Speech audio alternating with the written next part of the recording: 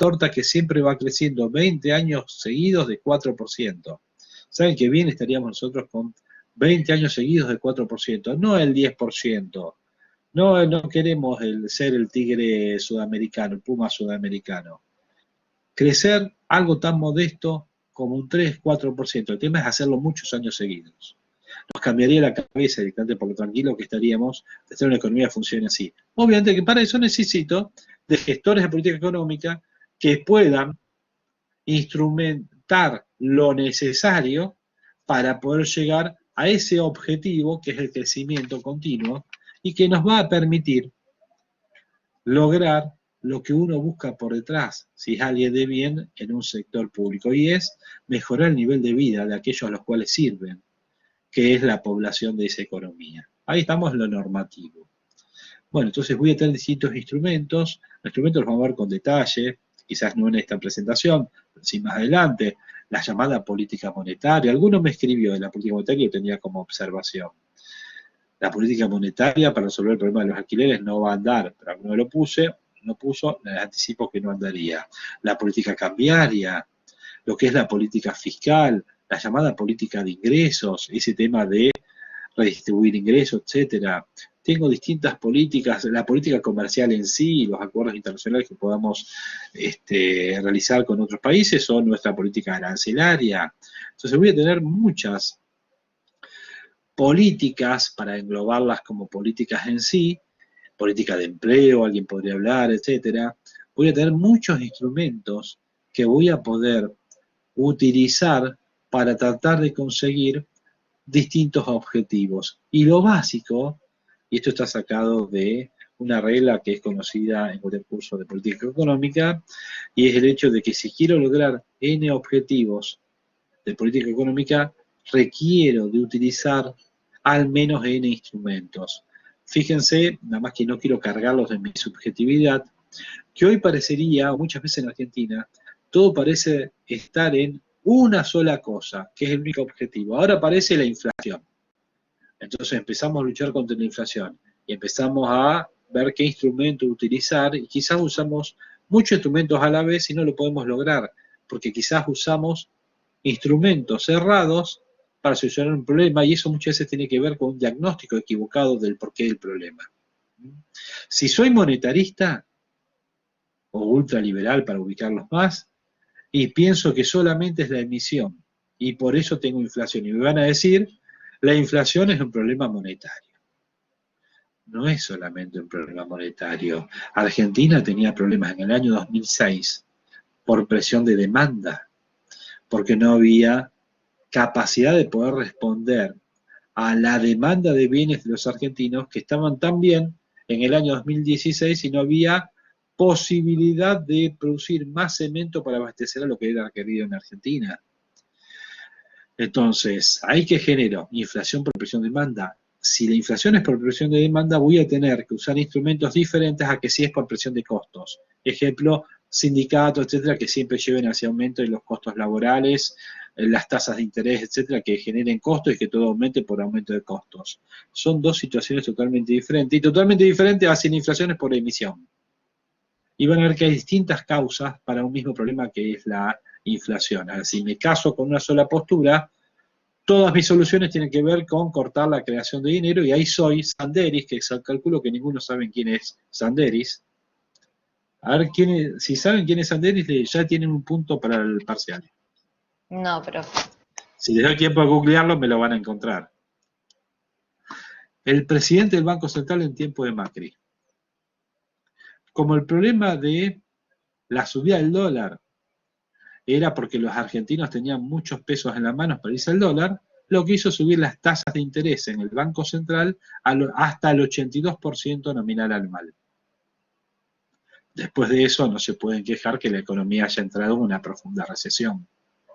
Si el Banco Central en Argentina pagaba a quien quiera un 82% de tasa de interés libre de impuestos, imagínense lo que le tenía que pedir un banco a un cliente por pedir un crédito, si al banco le convenía más darse media vuelta y prestarle en Levax a los clientes en vez de LEBAC significa letras del Banco Central, títulos de deuda de corto plazo, prestarle directamente al Banco Central, que sí o sí se los pagaba, porque total eran pesos, el Banco Central justo produce los pesos, contra un cliente que tenía que, con una tasa de interés superior al 100% en el mercado, salir a vender, cobrar, y que le quede un resto para poder pagarle el crédito al banco, que además duplicaba la deuda cada 8 meses. Entonces, si soy un extremista, ojo, un hombre formado en el London School of Economics, o sea, con un posgrado ahí, no me acuerdo en qué universidad, San Andrés en Buenos Aires, todo lo que el dinero pueda dar, lo tuvo para poder formarse en economía. Cuando tuvo que estar al frente en la gestión económica, se le ocurrió subir las tasas al 82% para que no haya devaluación e inflación en Argentina. Destrozó la economía. O sea, si me equivoco y tomo decisiones de ese tipo, van a ver que van a generar efectos no deseados. Esa es la postura de los nuevos clásicos que dicen, ojo, puedo tomar marmota al frente de la economía, o en algún punto clave, y si toma decisiones, ese marmota nos destroza todo. Bueno, pasó con Sanderis, o con algún otro que estuvo al frente de la economía en Argentina. Si vamos a ver qué es lo que deberían, y entramos en el tema en sí, perseguir como objetivos de política económica, y no está inventado por mí, sino sacados del libro estrictamente de política económica, hay una coincidencia en muchos libros de macroeconomía de qué es lo que debería perseguir. Y en definitiva, entonces, ¿qué es lo que debo mirar? ¿Cómo está funcionando la economía? ¿Cuáles son las variables más importantes? Lo básico, ¿la torta es más grande o no? El crecimiento económico. ¿Hacemos crecer la actividad económica? Vamos bien. Mi objetivo, siendo una persona de bien, sería tratar de hacer crecer la economía, que la torta sea más grande, porque la única manera que todos estemos mejor es que la torta sea más grande. Y si ya estamos bien, vamos a estar mejor todavía.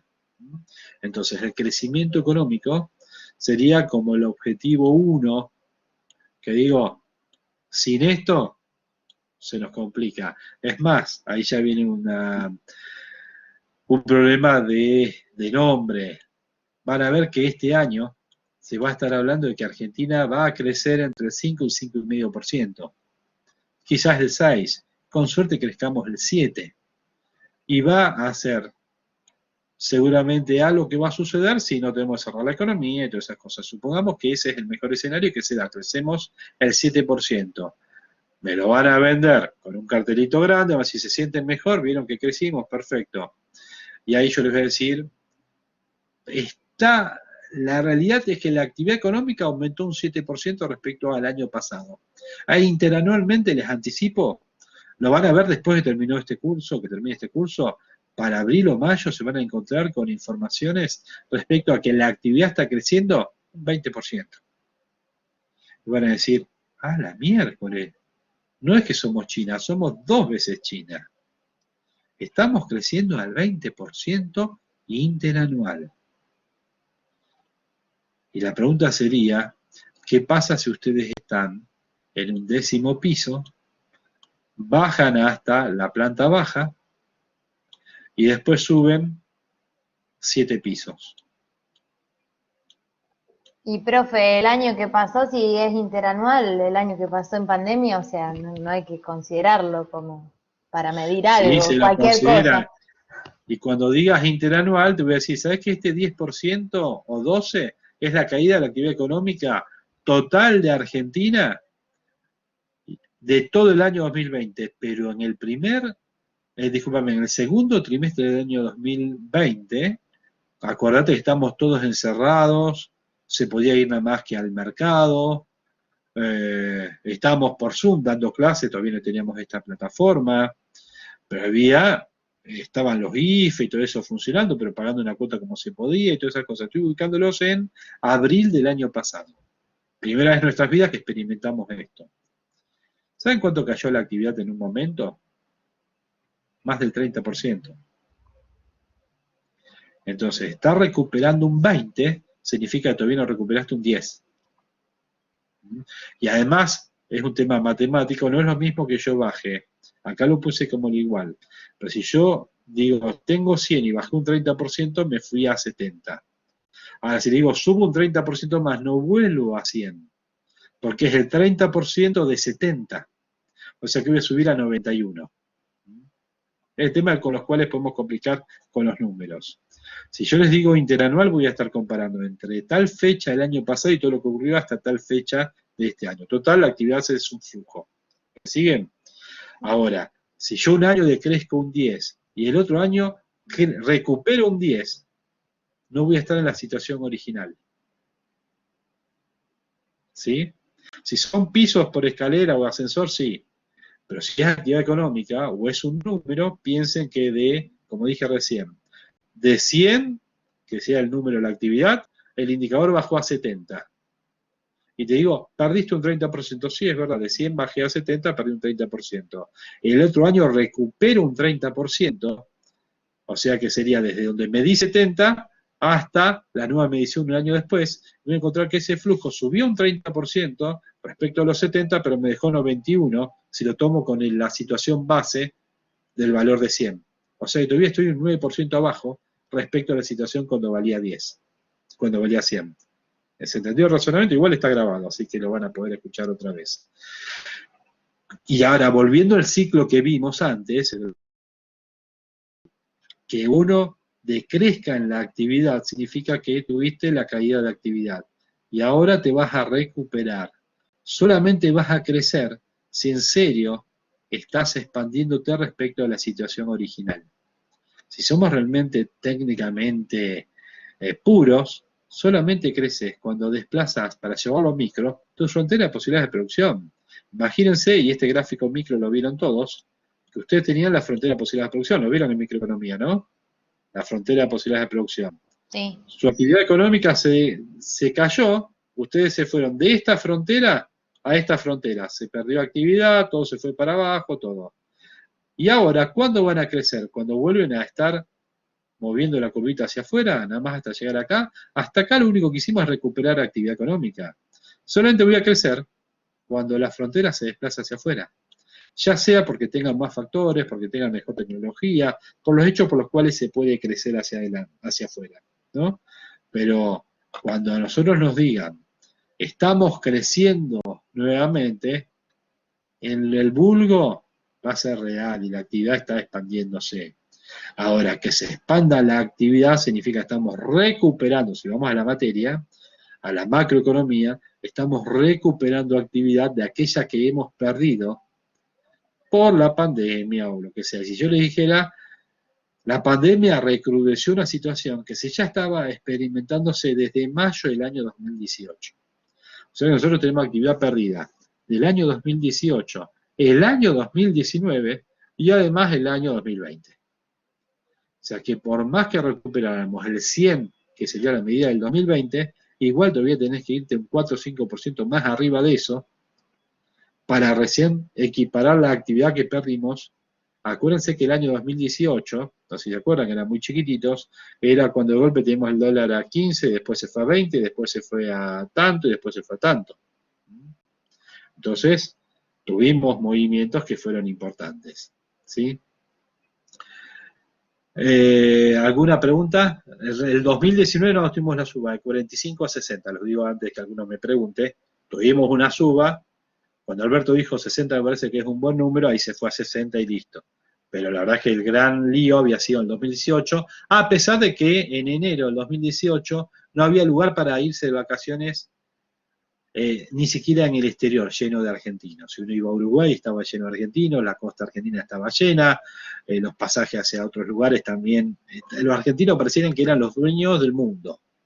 O sea, nos había ido bárbaro 2018, 2017 realmente, 2016 había sido no bueno, había sido de ajuste, pero culpando al gobierno anterior. 2017 ya se habían quitado las aguas y habíamos conseguido otra vez financiamiento y ahí salimos otra vez a darle y el argentino se gastó lo que no tenía y para abril-mayo tuvimos el problema. La verdad es que fue muy mala la conducción económica en ese periodo, tal que tuvimos la crisis del 2018 y 2019. Y eso fue más que nada errores importantes de política económica, en todo caso los veremos después durante la cursada. Pero lo segundo que debo mirar y que es condición para poder llegar a tener este crecimiento económico que marqué antes, con una, hagan de cuenta, continuidad en el tiempo, es tener equilibrio fiscal. Significa tener un Estado, y esto lo repito desde ayer, que gaste menos de lo que le ingresa. Y si me ingresa menos, tengo que gastar menos. El problema es la inflexibilidad hacia la baja del gasto público. Que una vez que se llegó a un nivel, es muy difícil bajar ese nivel.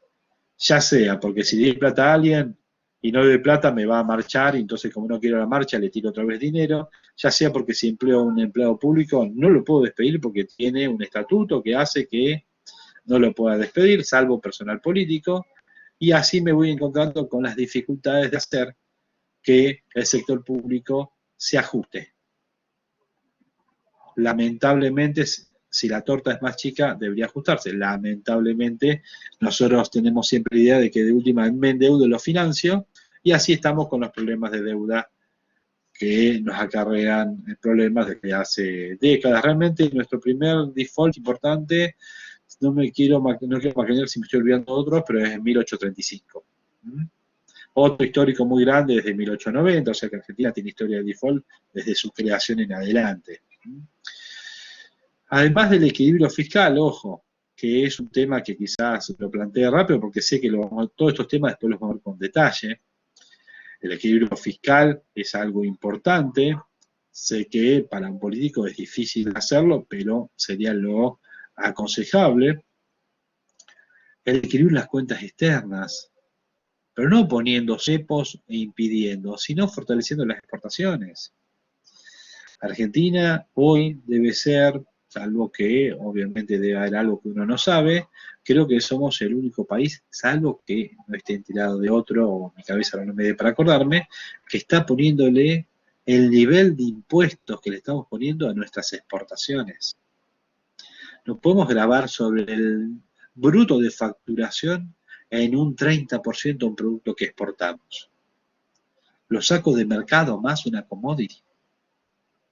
Pero fíjense que nosotros tenemos ese problema de financiamiento que nos lleva a tener que grabar las exportaciones, y cualquiera que diría, bueno, las retenciones son algo clásico kirchnerista. ¿Quién puso las retenciones nuevamente en Argentina?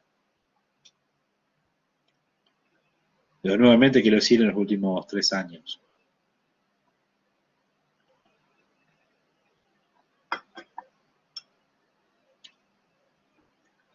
Si alguien me está siguiendo, que responda aunque sea estoy vivo.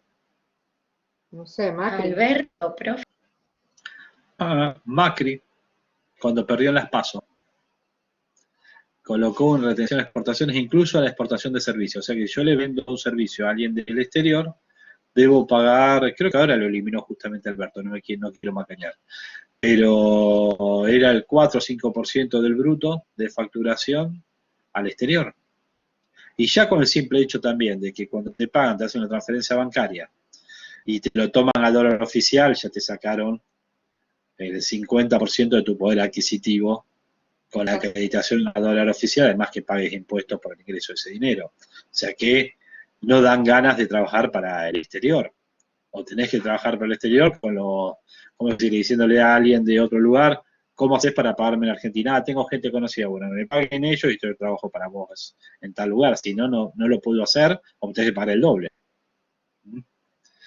Entonces, si eso le puede pasar a un profesional independiente para trabajar con el exterior, imagínense a una gran empresa que tiene que exportar desde acá hacia afuera. Tenía hace poco alguien analizando para exportar nomás acá a países fronterizos, y con el dólar que le genera el tipo de cambio oficial, menos impuestos que lo graban, etcétera, no le conviene vender. Lo que le conviene es pasar materias primas afuera, producir afuera y de ahí vender a lo mismo que quería venderles antes. Pero sí le conviene meter materias primas en el exterior porque son de bajo valor agregado, y el valor agregado generarlo en el exterior directamente. O sea, de esa manera no voy a lograr el equilibrio de las cuentas externas, sino que voy a profundizar nuestros problemas de cuentas externas. Que uno diría, las cuentas externas, ¿de qué estás hablando? Vamos a ver algo que se llama balanza de pagos. Pero los voy a llevar a la dimensión que puede tener esto. En una economía de 500.000 millones de dólares, aproximadamente año 2000, si dije 600.000 para el último año de Macri 500 y algo, redondeemos 500.000 para el año 2017. Estamos hablando de una economía que tiene un déficit fiscal en ese momento de cerca del 7-8% y un desequilibrio en las cuentas externas de cerca de 28.000 millones de dólares, un 6%. O sea que entre esto y estos deficitarios, en el año 2017, me puedo estar equivocando si era el número 2007 o 2018, uno está con un déficit de cerca de 30.000 acá y de otros 30.000 acá, o sea que tenés un doble déficit que te requiere financiamiento por 60.000 millones de dólares. Cuando preguntan por qué se endeuda Macri en su gestión, aumenta la deuda en casi 90.000 millones de dólares, tiene que ver con este tipo de comportamientos. Ahí es donde digo no por tirar las tintas contra un gobierno o un partido, al contrario. Fui siempre afín hacia lo que era esa gestión a nivel político. Pero los errores de política económica llevaron a números de este tipo, que son los que implicaron justamente que tengamos que endeudarnos para financiarnos. Y eso fue quizás el peor número, o estoy hablando del número de 2018. Con este doble déficit, ustedes siguiendo nada más que este indicador, miran déficit fiscal de Estados Unidos, tanto cuentas externas de Estados Unidos, balanza de pagos, tanto de déficit, saben que el dólar se va a caer respecto a todas las otras economías del mundo. Eso es justamente lo que le ha pasado al dólar históricamente cuando se ha caído. Presentan se llaman los déficits gemelos, el Estado gastando por encima de sus posibilidades y vos comprándole al mundo por encima de tus posibilidades, gastando vía deuda, y lo que te encontrás es que en algún momento tenés que abaratarte para poder exportar más y comprarle menos al resto del mundo, y es por otro lado la forma de abaratar en términos de divisas el peso de tu sector público, que es infinanciable. No quiero decir que eso nos va a pasar a nosotros a final de año, porque nadie tiene la bola de cristal, pero tendremos que buscar la manera de reducir esto, que vamos al 4,5 de presupuesto y seguramente termina un número mayor, y nuestras cuentas externas ya están empezando a dar un valor negativo otra vez. Lástima que se presentan con 6 meses de delay, y la última información es del penúltimo trimestre del año pasado y ya estamos hablando de números negativos. Si estás al frente de la política económica tendrías que ver cómo solucionar esto.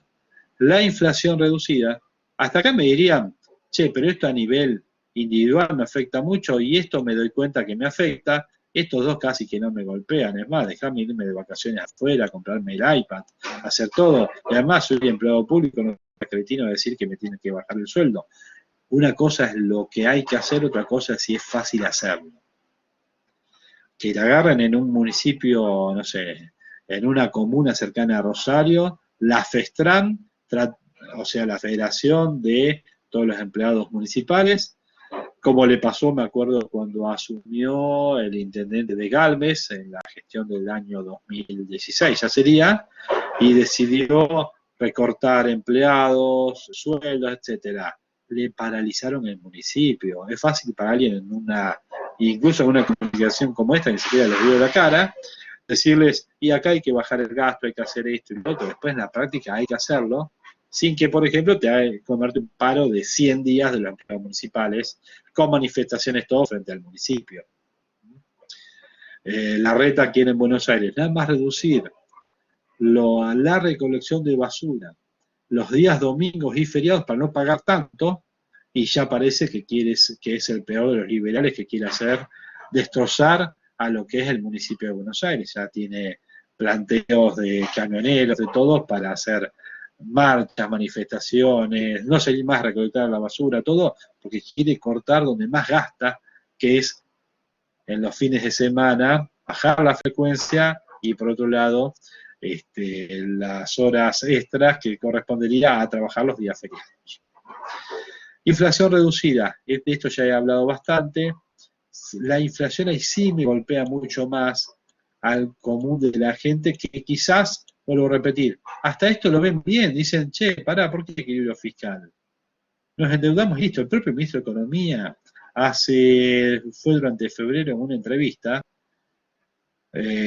quien lo estaba entrevistando, creo que era Fantino, bueno, o alguien de ese canal, le planteó cómo iban a manejar el tema del equilibrio fiscal. Dijo, ¿y por qué tenemos que tener equilibrio fiscal? O sea, si el ministro de Economía dice, ¿para qué vamos a tener equilibrio fiscal? De ahí en adelante no esperen que un sindicalista estatal diga que hay que reducir los sueldos, las horas, lo que sea. Van a pedirme lo mismo que la inflación o más.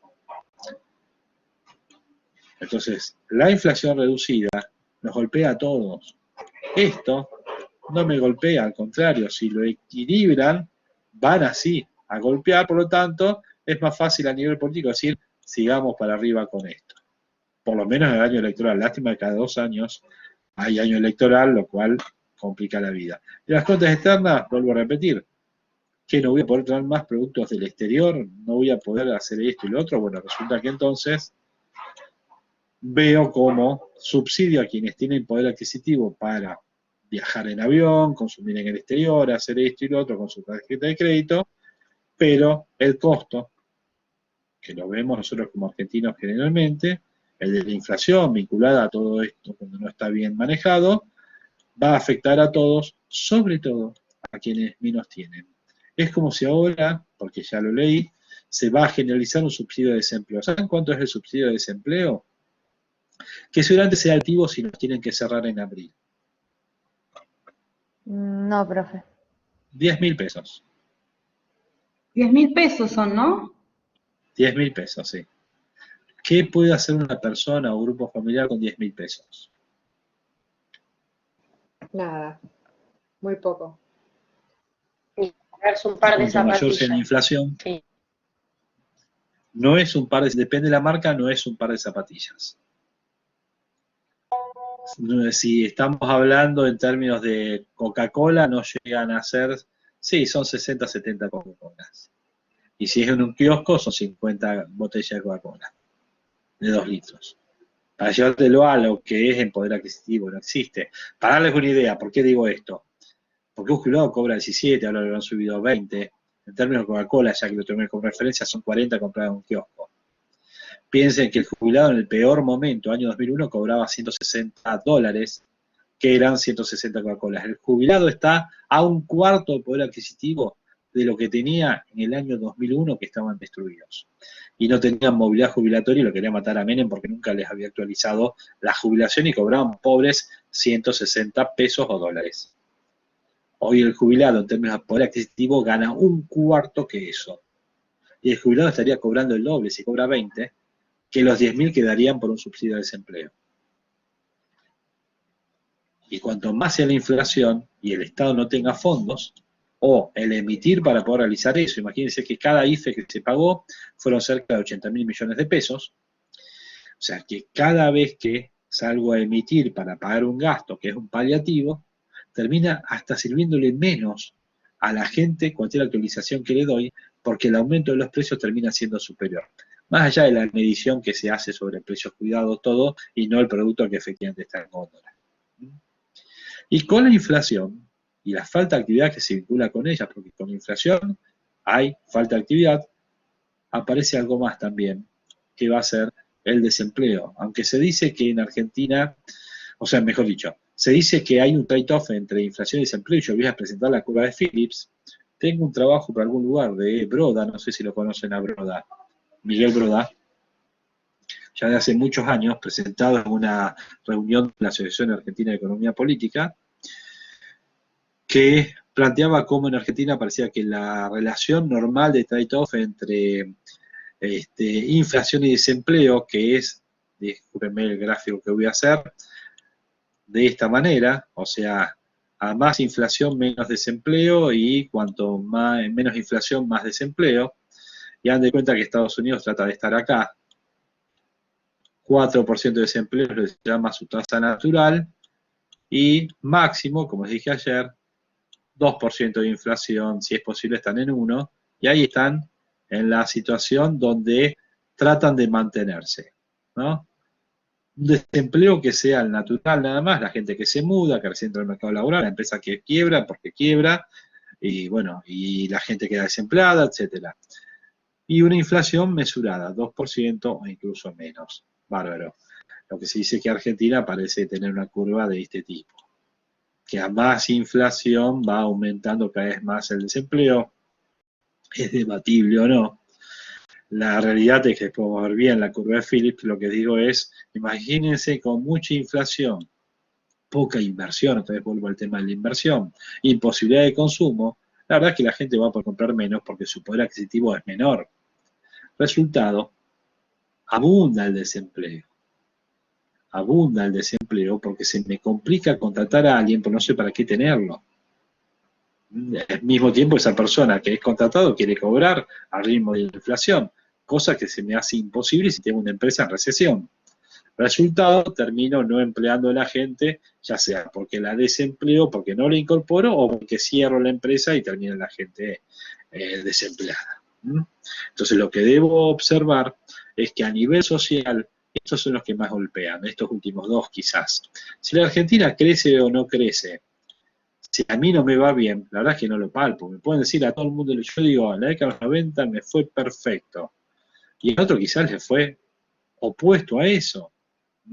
Entonces, el crecimiento económico es una variable que tengo que perseguir, sí, es fundamental, porque es lógico que si aumenta la torta, a todos nos va a ir mejor. Pero ojo, que tengo que observar cómo ese crecimiento económico tiene que implicar al mismo tiempo una mejora en el nivel de vida de la gente, y si hay algo básico que a la gente le interesa, y no es que lo digo yo, sino que está estudiado, ¿qué te interesa a vos al momento de votar? ¿Qué te interesa a vos realmente? Y todos somos individualistas y racionales. Me interesa tener una actividad, sea relación de dependencia o independiente, que si no pareciera todo el mundo es empleado, una actividad en la cual proveerme, o sea, obtener un cierto ingreso para poder vivir, más allá de las cosas que me pueda realizar, y es lo que más me aterra, no tener la manera de poder sustentarme hacia adelante. Si uno pregunta qué le preocupa a la gente en términos económicos, no tener ingreso para poder vivir. Pero como dije antes, sin ingreso no hay consumo. Y la segunda, o en el orden que quieran, además de no tener una actividad independiente, es la inflación. Porque lo palpa cuando va a comprar las cosas, porque lo palpa cuando se quedó sin crédito para comprarse el celular, o se quedó sin el crédito para comprarse cosas más importantes como el auto si es que lo necesita por algo, o la casa donde poder vivir. ¿Sí? Entonces, reducir la inflación significa que el que es inquilino no tiene aumentos continuos en el valor del alquiler. Estar empleado significa que puedo tener un proyecto hacia adelante. Y ni lo piensen ustedes como personas que son estudiantes en su mayoría y que son solteros. Piensen en la situación de alguien que está al frente de una familia y que se puede quedar desempleado o que en su actividad profesional no le va bien. O no genera, pues imagínense, les digo a alguien que le fue mal durante el año pasado, los odontólogos, y todavía les está yendo mal. ¿Por qué? Porque algo directamente vinculado al distanciamiento es no poder ir al odontólogo. Y además se les encareció por todos los protocolos y que la gente pueda estar cubriendo el gasto extra de todo el método de protección cuando volvieron a atender. La verdad es que, escuchaba el otro día a la representante sería del Colegio de Odontólogos, que justamente planteaba que ellos no han salido todavía de una situación que es bastante mala en términos, llamémoslo, financieros, dado que las salas de consulta están vacías. ¿Sí? Entonces, puede ser que le va a llamar a la persona por el desempleo o que le va a llamar por su profesión, por algún hecho. Tomo ese ejemplo porque lo tengo presente, porque he escuchado la entrevista de esa persona. Se les desmoronó la actividad que acostumbraban a tener y quizás tenían un excelente pasar, tienen sus ahorros, pero se comen el ahorro por el hecho de que quieren mantener su nivel de consumo. Cuando me adapto a mi nuevo nivel de ingreso, tengo que bajar varios peldaños, dado que mi ingreso bajó un montón, hasta que se restablezca otra vez la clientela. Imagínense alguien que se dedica al turismo, también independiente, les desapareció la actividad, y así en un montón de situaciones en donde uno habla de desempleo para generalizar, pero estaría hablando de todo el vamos de la actividad económica y la capacidad de poder generarse un ingreso de los miembros de la sociedad. Por último, y justamente último, y es la frutilla del postre, lo que los economistas hablan del nivel de bienestar y es totalmente subjetivo, el desarrollo económico. Si todo esto funciona bien, si hay crecimiento, es condición necesaria pero no suficiente para que haya desarrollo. Va a ser más fácil que el crecimiento se mantenga si tengo una economía equilibrada en términos fiscales. Puede haber años que tenga que gastar, Chile lo hizo el año pasado, fue a su fondo cíclico, ¿sí? Para justamente situaciones como esta, salió a gastar y paliar la caída en la actividad económica. Otros países que no estaban muy endeudados y que son confiables, salieron a colocar deuda al mercado a muchos años para poder hacer política keynesiana. Y otros, como nosotros, en medio de un default que lo negociamos en medio de la pandemia, salimos a usar la maquinita a lo loco. Ojo, Estados Unidos hizo exactamente lo mismo. La moneda nuestra se cayó respecto al dólar y el dólar se cayó respecto al resto. O sea que más barato que Argentina hoy en el mundo debe haber países africanos y algunos asiáticos. Pero la verdad es que estamos muy baratos gracias a esa combinación de situaciones que se dieron. Lo normal es que cada tanto tengamos equilibrio fiscal. Es más, que si para ser racionales y sacar las deudas encima, tendríamos que tener más años de equilibrio de superávit fiscal que de déficit, y así de a poco nos iríamos desendeudando. Y nuestras cuentas externas deberían ser, si es posible, también la mayor cantidad de los años, positivas y quizás alguno negativo, como que una mala cosecha, lo que sea. China es China porque esto es positivo. China es China porque esto es positivo. Estados Unidos, cuando le ha ido muy bien y se robusteció el dólar y todo lo que sea, es porque estos dos valores fueron positivos. Y en los últimos, realmente, periodos largos de 4 años que nos fue bien a nosotros, casi 3 años, no 4, fue cuando tuvimos estos gemelos positivos. ¿Cuándo fue? Entre el año 2003 y 2006. Cuando estemos alejados en la historia, y se miren los distintos periodos económicos de Argentina, van a ver que va a haber 2 islitas en los últimos, desde la vuelta de la democracia hasta adelante, y son el periodo de Menem, del año, no 91, pero uno podría tomar el 91, ahí fue de adecuarse, el comienzo del 91 fue muy malo, y después citó el 92 hasta el 90, hasta el efecto tequila, final del 94. Una recuperación, 97, muy buen año 98, y después ya todo desastre. Y eso siguió hasta el año 2003, la recuperación de la crisis del año 2002, y de ahí en más hasta el 2006, buena situación económica. En los 2 periodos teníamos superávit, tanto combinando el fiscal con las cuentas externas. Y ahí nuestro nivel de vida mejoró mucho. El desarrollo económico tiene que ver con el nivel de vida de la población y el mejoramiento del nivel de vida de la población. Si cumplo con todo esto, obviamente bajo el desempleo, tengo baja inflación, y vamos a estar todos mejor. Estos son los objetivos de política económica, nos van a acompañar toda la materia, vamos a profundizar en todo esto, tendremos clases enteras para hablar del sector externo, clase para mostrar grafiquitos todo de inflación, así como desempleo, tengo cortes del INDEC puestos en las slides para que vean directamente la medición de desempleo del INDEC, clase directamente de crecimiento y de desarrollo. Son temas que van a ver que son partes importantes dentro del programa que vamos a ir viendo. Preguntas hasta acá,